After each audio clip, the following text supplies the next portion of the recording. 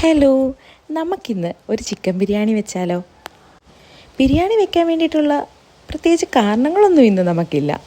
എന്നാലും വെറുതെ ഒരു ബിരിയാണി. ഇപ്പോൾ കുറേ ആയിട്ട് സ്വന്തമായിട്ട് ബിരിയാണി വെച്ച് കഴിച്ച് പുറത്തുനിന്ന് ബിരിയാണി വെച്ച് കഴിക്കാൻ എനിക്ക് തീരെ താല്പര്യമില്ല. എന്താണെന്നൊന്നും എനിക്ക് അറിഞ്ഞുകൂടാ. പിന്നെ ഈ ബിരിയാണിക്കൊരു പ്രത്യേകത എന്ന് വെച്ചാൽ ഇത് എൻ്റെ വീട്ടിലല്ല വെക്കുന്നത്, എൻ്റെ കസിൻ്റെ വീട്ടിലാണേ. അവൾക്ക് പുതിയൊരു ബിരിയാണി പോട്ട് വാങ്ങിച്ചിട്ട് അതിൻ്റെ ഒരു ഉദ്ഘാടനം കൂടിയാട്ടോ ഇന്ന് നടക്കുന്നത്. ഈ ബിരിയാണി പോട്ട് ഇവിടെ വന്നതിൻ്റെ അന്ന് തൊട്ട് നമ്മൾ വിചാരിക്കുക ഒരു ബിരിയാണി വെക്കണമെന്ന്. എനിക്ക് ടൈമുള്ളപ്പോൾ അവൾക്ക് ടൈമുള്ളപ്പം എനിക്കും കിട്ടാത്തതുകൊണ്ട് സംഭവം ഇങ്ങനെ നീണ്ടു പോയിക്കൊണ്ടിരിക്കുമായിരുന്നു. ഇന്നെന്തായാലും നമ്മൾ ഇന്നലെ തന്നെ പ്ലാൻ ചെയ്തു. എന്തൊക്കെ വന്നെന്ന് പറഞ്ഞാലും മാറ്റി വെക്കുന്ന പരിപാടിയേ ഇല്ല. ഇന്ന് ബിരിയാണി വെച്ചിട്ടേ ഉള്ളൂ, ബാക്കി എന്തോ എന്നുള്ളത്. ബിരിയാണിക്ക് അത്യാവശ്യം വേണ്ട സാധനങ്ങളെല്ലാം ഉണ്ടായിരുന്നതുകൊണ്ട് തന്നെ നമ്മൾ ഒട്ടും മടിച്ച് നിൽക്കാതെ ബിരിയാണി വെക്കാൻ സ്റ്റാർട്ട് ചെയ്തു കേട്ടോ. പിള്ളേർക്കൊക്കെ ഓണം വെക്കേഷൻ സ്റ്റാർട്ട് ചെയ്തതുകൊണ്ട് എല്ലാവരും വീട്ടിൽ തന്നെയുണ്ട്. അവരാണെങ്കിൽ ബിരിയാണി വെക്കുന്നതെന്ന് പറഞ്ഞപ്പോൾ തൊട്ട് കിച്ചണിൽ കൂടെ കറങ്ങി നടക്കുമായിരുന്നു. പിള്ളേർ നല്ല എക്സൈറ്റഡ് ആണ് ബിരിയാണി കഴിക്കാൻ വേണ്ടിയിട്ട്. പിള്ളേർക്കുള്ള ഓണം വെക്കേഷനുള്ള ബിരിയാണി ആയതുകൊണ്ട് നമുക്കിതിനെ ഒരു വെക്കേഷൻ ബിരിയാണി എന്ന് വിളിച്ചാലോ? അപ്പം നമുക്കൊരു പേരായി, വെക്കേഷൻ ബിരിയാണി. ഞാനീ പറഞ്ഞ എൻ്റെ കസിന് ബിരിയാണി എന്ന് വെച്ചാൽ ജീവൻ കേട്ടോ. അവളുടെ മക്കൾക്കും അതെ. അവളുടെ ഏറ്റവും ഫേവറേറ്റ് ഫുഡാണ് ബിരിയാണി. എത്ര കൊടുത്താലും എങ്ങനെയൊക്കെ വെച്ച് കൊടുത്താലും അവൾ കഴിച്ചോളും. അതുകൊണ്ട് തന്നെ കുളമായി പോയാലും ബിരിയാണി തിന്നാൻ ആളുണ്ട് കേട്ടോ. അവൾക്ക് ബിരിയാണിയോടുള്ളൊരു ഇഷ്ടമാണ് എനിക്ക് ഈ ബിരിയാണി വയ്ക്കാനുള്ള കോൺഫിഡൻസ് തരുന്നത്.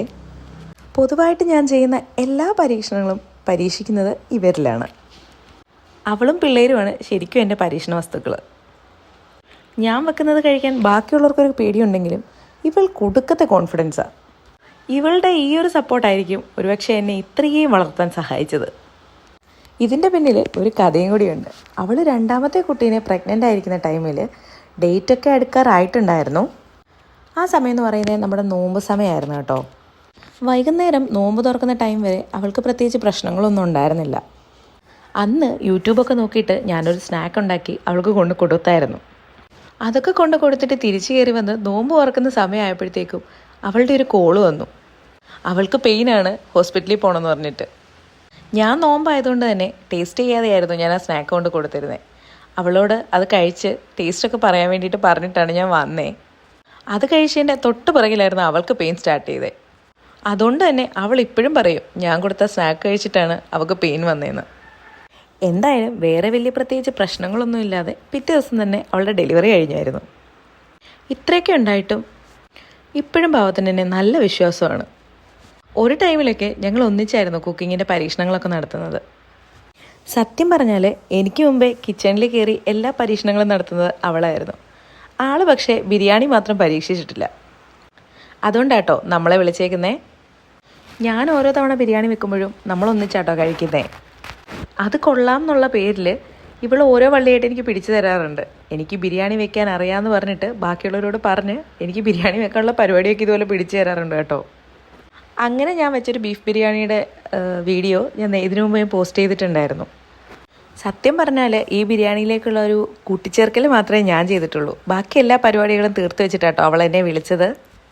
ഇതുപോലെ കട്ടയ്ക്ക് സപ്പോർട്ട് ചെയ്യാൻ കൂടെ ഒരാളുണ്ടെന്നുണ്ടെങ്കിൽ നമുക്ക് എന്ത് ചെയ്യാനും ഭയങ്കര ഇൻട്രസ്റ്റ് ആയിരിക്കും അല്ലേ. ഇതുപോലെ എല്ലാ പരിപാടികൾക്കും കൂടെ നിൽക്കുന്ന 1-2 സിസ്റ്റേഴ്സ് എനിക്കുണ്ട്. ഫ്രണ്ട്സ് എന്നോ സിസ്റ്റേഴ്സ് എന്നോ എന്ത് വേണമെങ്കിലും അവരെ പറയാം.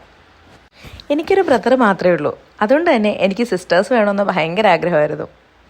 എൻ്റെ ആഗ്രഹം സാധിക്കാൻ വേണ്ടിയിട്ട് പടച്ചോൻ എനിക്ക് കൊണ്ടുതന്ന ഇങ്ങനത്തെ കുറേ എണ്ണം എൻ്റെ ലൈഫിലുണ്ട്. അത് ഈ ബെസ്റ്റ് ഫ്രണ്ട്സായിട്ടും സിസ്റ്റേഴ്സായിട്ടും ഒക്കെ കൺസിഡർ ചെയ്യാൻ പറ്റുന്ന കുറേ ആളുകൾ.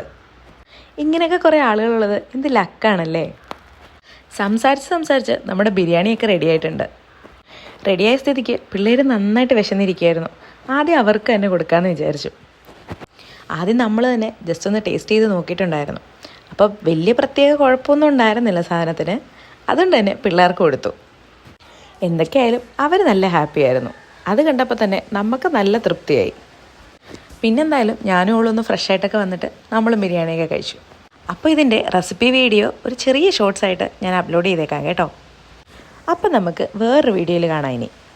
Okay, by.